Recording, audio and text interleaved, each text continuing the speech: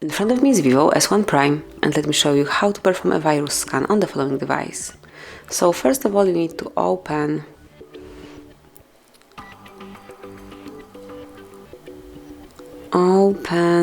iManager right here.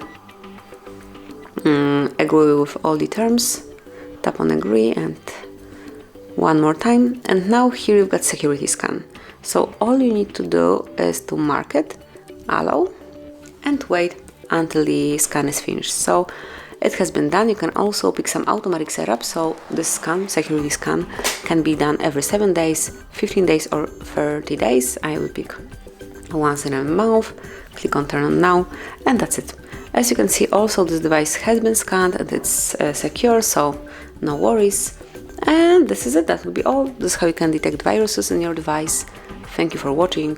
Please subscribe our channel and leave the thumbs up.